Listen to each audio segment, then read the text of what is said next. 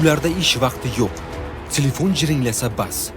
Hamma qochayotganda ular o'zini o'tga uradi. Ular uchun birgina narsa muhim: insonlar hayotini saqlab qolish.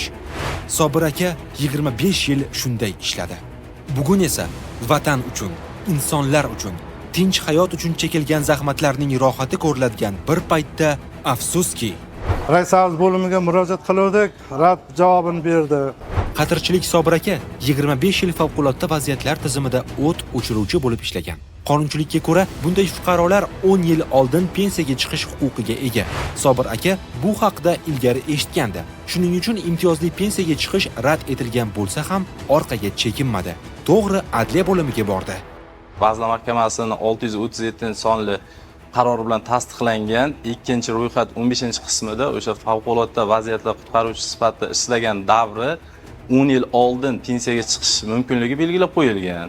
Faqat attestatsiyadan o'tganda pensiya bo'limi tomonidan ushbu fuqaro attestatsiyadan o'tmaganligi sabab vajdan qilib imtiyozli pensiya chiqishni rad etgan. O'zbekiston Respublikasi Prezidentining 185-sonli farmonida 2014-2024-yil davrida favqulodda vaziyatlarda ishlagan davri attestatsiyadan o'tkazilmasligi belgilab qo'yilgan. Shu jihatdan fuqaroning manfaati sudga da'vo ariza kiritilib, huquqlar tiklab berildi.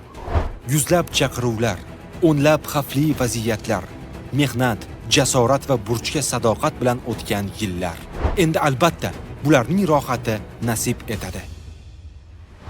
Hozirgi kunda navralarni o'ynatib, nafaqa pullarni mazza qilib yashayapti. Qonunning kuchi shundaki, u insonning yoshiga ham, lavozimga ham qaramaydi.